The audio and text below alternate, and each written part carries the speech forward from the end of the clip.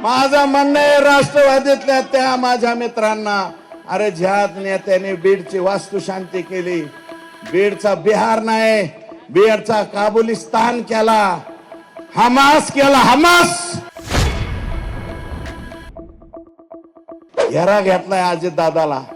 सगळे यंड गंड मंड रंड अंड असले हे जे घेरा घातलेले हे लायकवान माणसं नाहीत असं मला वाटतं. अजित दादा,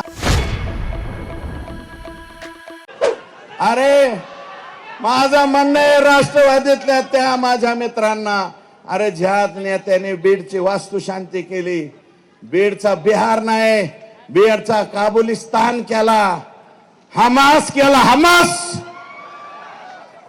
हमास पेक्षा सुद्धा वेगळं वागणं नाही तुमचं. इतकी बेकार तालिबानी हे वागणं तुमचं कसं आहे, हे वागणं बरं न हो.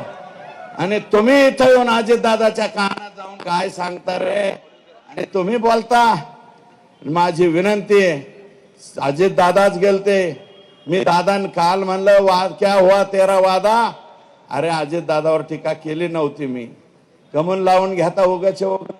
अजितदादा बरोबर 10-11 वर्ष आम्ही बे काम केलं, तो तसा माणूस नाही. पण जे घेरा घेतलाय अजितदादाला, सगळे यंड गंड मंड रंड अंड असले हे जे घेरा घातलेले हे लायकवान माणसं नाहीत असं मला वाटतं. अजित दादा, जरा डोळं उघडून बोला, बघा खाली काय चाललंय ते.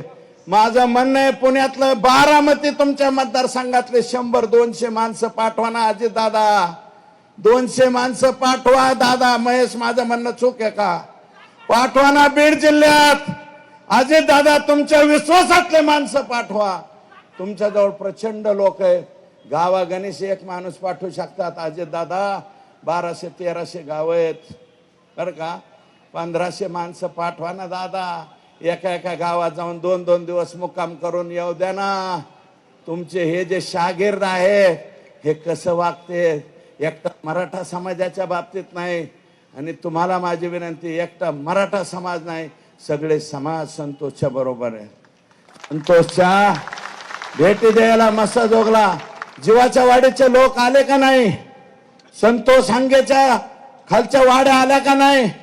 तुम्ही वंजारी समाजाला सुद्धा दोष देऊ नका.